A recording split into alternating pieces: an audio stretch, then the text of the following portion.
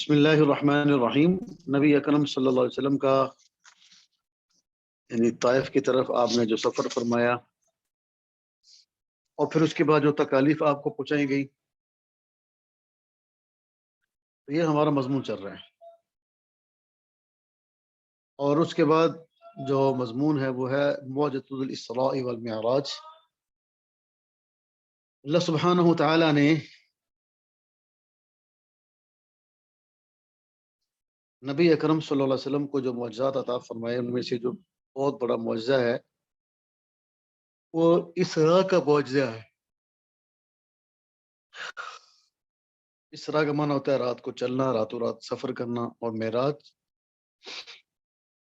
کہ زمین سے آسمان کی طرف۔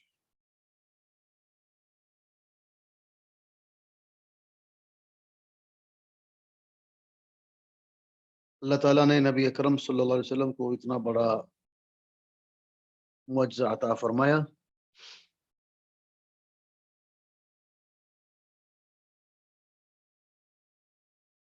کیونکہ واقع طائف کے اندر بہت زیادہ آپ کو تکلیف پہنچائی گئی، اور جو ہے نا اس سے پہلے آپ نے سال کا نام رکھا عام الحزن۔ بہت زیادہ مشکلات کا سامنا تھا، اس نیت سے آپ تشریف لے گئے تھے کہ بنو ثقیف، قبیلہ بنو ثقیف بات مانے گا تو اللہ تعالیٰ اسلام کو، مسلمانوں کو قوت عطا فرمائے گا، لیکن حالات اس کے بالکل برعکس نکلے۔ تو اللہ تعالیٰ نے اپنے محبوب صلی اللہ علیہ وسلم کو مسجد حرام سے مسجد اقصی تک کا جو سفر کرایا، اس کو اسراء کہتے ہیں۔ مسجد اقصی سے آگے ساتوں آسمانوں تک، اور پھر اس سے اوپر بھی آخری حد تک آپ کا تشریف لے جانا، اور اس جگہ پر جانا کہ جہاں پر انسان اور جنات اور فرشتے، ان کی جو ہے وہ تمام کے رابطے منقطع اور ختم ہو جاتے ہیں، اور ایک رات میں اللہ تعالیٰ نے یہ سفر کرایا، تو اس سفر کو معراج کہتے ہیں۔ تو اس بارے میں اختلاف ہے کہ یہ معراج کا جو سفر ہے یہ نبوت کے 10ویں سال ہوا یا اس کے بعد ہوا۔ تو الطبقات الکبریٰ ابن سعد کی جو ہے، تو اس میں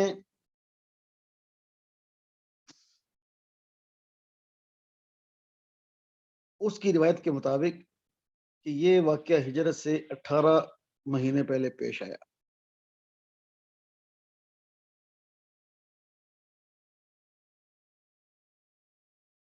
اور جمہور اہل سنت والجماعت کا اس بات پر اجماع ہے کہ نبی اکرم صلی اللہ علیہ وسلم کو معراج جو کرایا گیا، یہ روح اور جسم دونوں کے ساتھ تھا۔ اللہ اکبر۔ تو اللہ تعالیٰ نے اپنے محبوب صلی اللہ علیہ وسلم کو، ہمارے آقا کو، اللہ تعالیٰ نے یہ معجزہ عطا فرمایا۔ اس کی تفسیر جو وہ تفصیل سے جو یہ احادیث کی کتابیں میں موجود ہے، بخاری مسلم کے اندر بڑی طویل روایت ہے۔ تو اس کا خلاصہ یہ ہے کہ نبی اکرم صلی اللہ علیہ وسلم کی خدمت میں ایک سواری کے لیے ایک براق پیش کیا گیا۔ تو یہ جانور ہے جو گدھے سے بڑا اور خچر سے تھوڑا سا چھوٹا ہوتا ہے، اور جہاں اس کی نگاہ ہوتی ہے وہاں اس کا قدم ہوتا ہے۔ آپ مسجد حرام سے چلے، مسجد اقصی پہنچے، وہاں آپ نے 2 رکعت نماز پڑھی۔ جبریل امین ایک برتن میں شراب، اور یعنی شراب طہورہ، اور ایک برتن میں دودھ لے کر حاضر ہوئے۔ آپ نے دودھ کو پسند فرمایا۔ جبریل نے عرض کی کہ آپ نے فطرت کو اختیار فرمایا ہے۔ پھر آپ براق پر سوار ہو کر آسمان کی طرف آپ نے سفر شروع کیا۔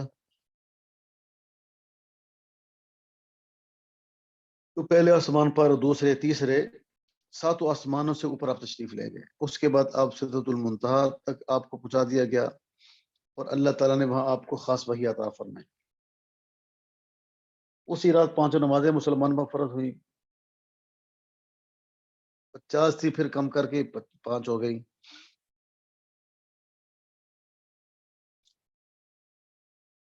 تو ایک ہی رات میں جب آپ نے اتنا لمبا سفر کیا، صبح کے وقت آپ نے جو ہے وہ صحابہ کرام کے سامنے جب اس کو بیان فرمایا، تو مشرکین نے جو ہے نا وہ تو پہلے ہی وہ آپ کا مذاق اڑاتے تھے، تو انہوں نے جو ہے وہ اور لوگوں کو جمع کرنا شروع کر دیا، آپ کا مذاق اڑائیں۔ انہوں نے مسجد اقصی کے متعلق آپ سے سوالات کیے تو اللہ تعالیٰ نے نبی صلی اللہ علیہ وسلم کے سامنے مسجد اقصی اللہ نے پوری آپ کے سامنے کر دی، اور آپ اس کو دیکھ کر ان کے سوالوں کے جواب ارشاد فرما رہے ہیں۔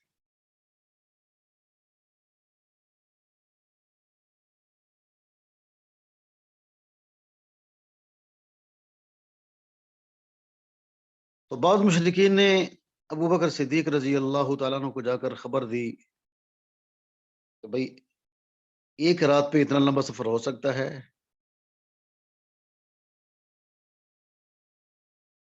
اور مشرکین کا مقصد یہ تھا کہ چلو آج ابو بکر اپنے دوست کا ساتھ چھوڑ دے گا، جب وہ سنے گا بھائی یہ نامعقول بات ہے، عقل میں نہیں آ سکتی ہے، اتنے ابو بکر کے پاس گئے تو کیا اتنا لمبا کوئی بندہ ایک رات میں سفر کر سکتا ہے؟ یہاں سے وہ فلسطین گئے، فلسطین سے وہ سفر آسمانوں پر گئے۔ فرمایا بھائی کہنے والا کون ہے؟ کہ بھائی تمہارے دوست نے کہا تھا، اگر میرے آقا نے فرمایا ہے تو بالکل سچ فرمایا ہے، تو کبھی جھوٹ نہیں بول سکتے۔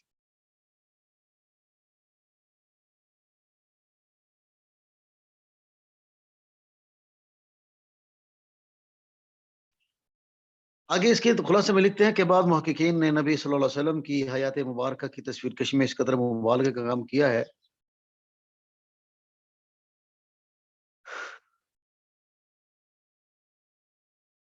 کہ ان کی باتیں سن کر یعنی ایک عام انسان کی طرح معلوم ہوتا ہے کہ جیسے ایک عام آدمی ہے تو نبی صلی اللہ علیہ وسلم کی بھی ایک عام آدمی تھے۔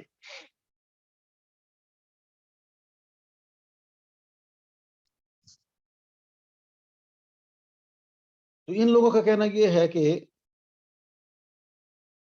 وہ کہتے کہ نبی صلی اللہ علیہ وسلم کی زندگی میں خرق عادت کا معجزات نہیں پائے جاتے تھے، بلکہ وہ معجزات کا انکار کرتے۔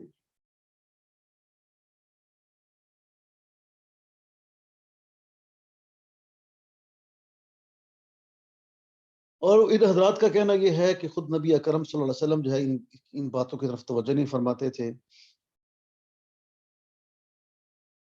اور معجزہ دکھانا چونکہ نبی کے انسان کے بس میں نہیں ہے، اس لیے کہ اللہ تعالیٰ فرماتے ہیں قل انما الآیات عند اللہ۔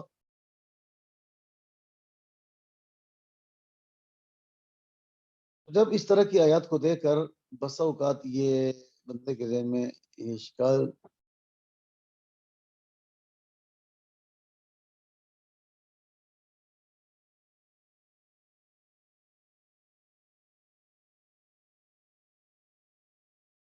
فرماتا ہے، جب ہم نبی صلی اللہ علیہ وسلم کے بارے میں اس قسم کے نظریے میں غور و فکر کریں گے تو ہمیں پتہ چلتا ہے کہ اصل میں نظریہ، یہ جو نظریہ ہے یہ بعض مستشرقین اور غیر مسلم محققین کا،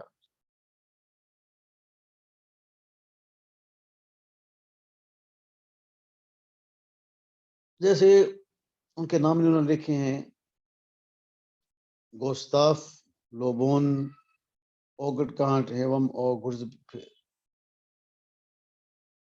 کہ ان کے نزدیک اس نظریے کی اساس اور اس کا سبب یہ ہے کہ پہلے نمبر پر ان معجزات کے خالق اللہ تعالیٰ کی ذات پر ایمان نہیں رکھتے، کیونکہ اللہ تعالیٰ سبحانہ و تعالیٰ کی ذات پر ایمان لانا دل براسخ ہو جائے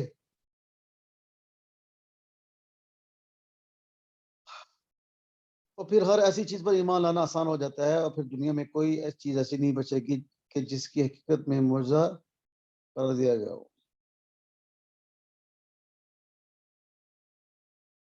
پھر کہتے ہیں بھائی ان یہ جو مسلمان ہیں ان کی تمام تر کوششیں اور تمام ان کے جو علوم ہیں وہ غیر مسلموں کے افکار کو پھیلانے میں وقف جا وقت ہیں۔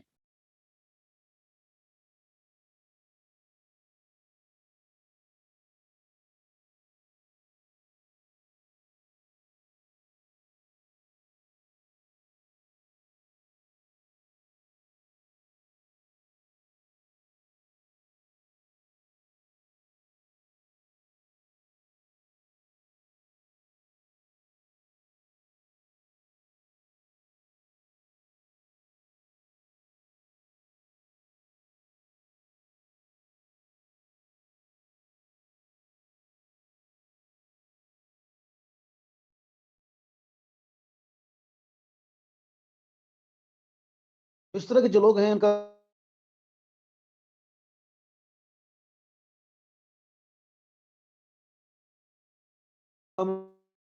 ہے کہ وہ لوگوں کے دل کو صلی اللہ علیہ وسلم اپنا اونچا مقام کیوں عطا فرمایا؟ بھائی وہ اسلام کے دشمن ہیں، حق کے دشمن ہیں.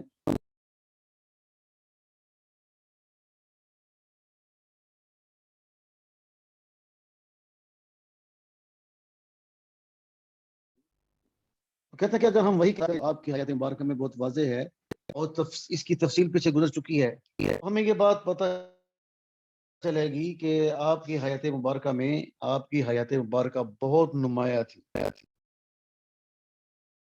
اور آپ کی حیات مبارکہ پہ جو سب سے بڑا عمل تھا وہ نبوت و رسالت تھا.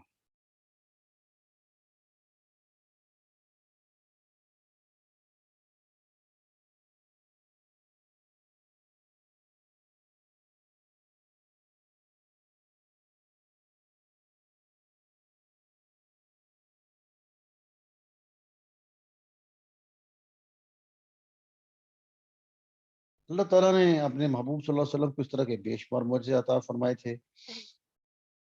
آپ کی زندگی سب سے مختلف تھی اور پتہ چلتا تھا.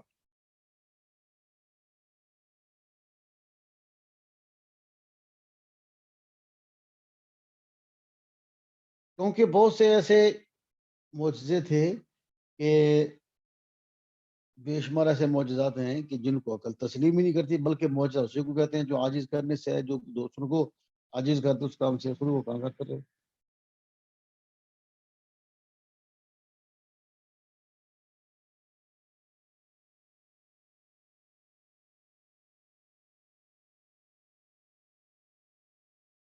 تو یہ بات سب کو یعنی معلوم ہے کہ اگر دین کی اصل میں شک پیدا ہو جائے یا اس کا انکار کر دیا جائے تو پھر معجزات کی جو جزیات ہیں ان کا انکار کرنا یہ باقی نہیں رہتا.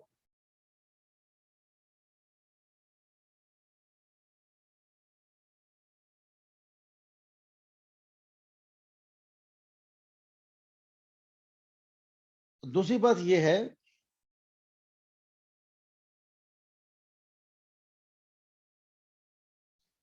کہ جب ہم نبی صلی اللہ علیہ وسلم کے حیات طیبہ پر ہم غور کریں گے تو یہ ہمیں بات نظر آئے گی کہ اللہ تعالیٰ نے بہت سے معجزے اپنے نبی کے ہاتھ پر جاری کیے.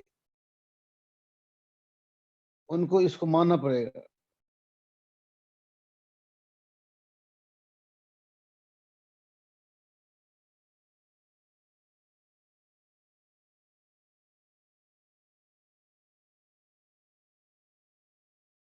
تو آپ کی جو ہے وہ ایسی باتیں ہیں کہ جن کو تسلیم کیے بغیر چارہ کار نہیں ہے.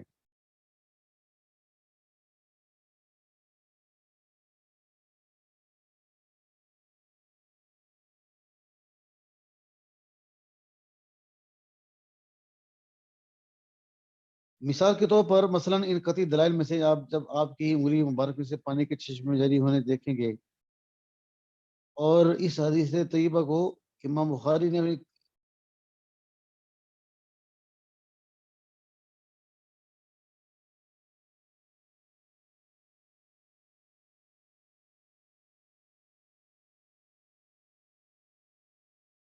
نقل فرمایا. اس حدیث کو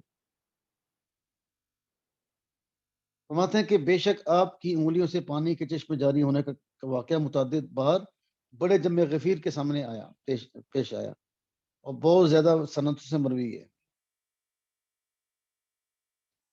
اسی طرح مشرکین کے مطالبے پر آپ کے زمانے میں چاند دو ٹکڑے ہو جانے والی حدیث کو امام بخاری رحمۃ اللہ علیہ نے کتاب احادیث الانبیاء میں اور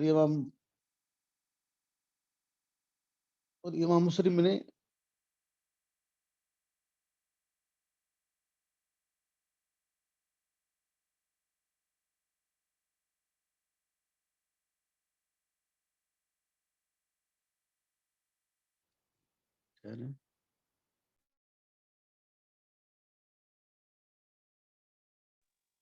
کئی دفعہ یہ واقعہ پیش آیا کہ آپ کی الحیاء مبارکہ میں آپ کی انگلی سے اللہ تعالیٰ نے پانی کا چشمہ جاری کر دیا.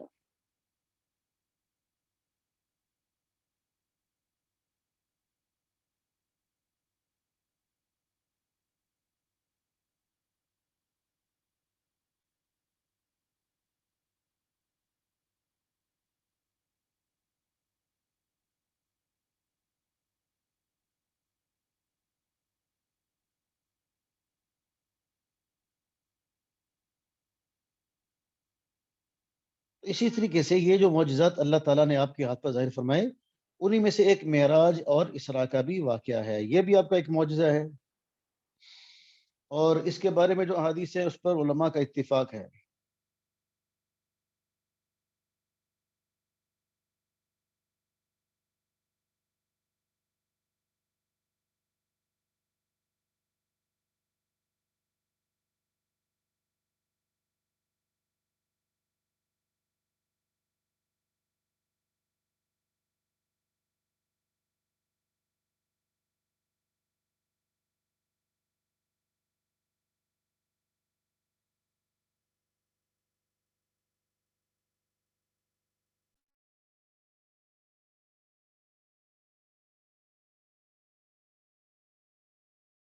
ذاتاً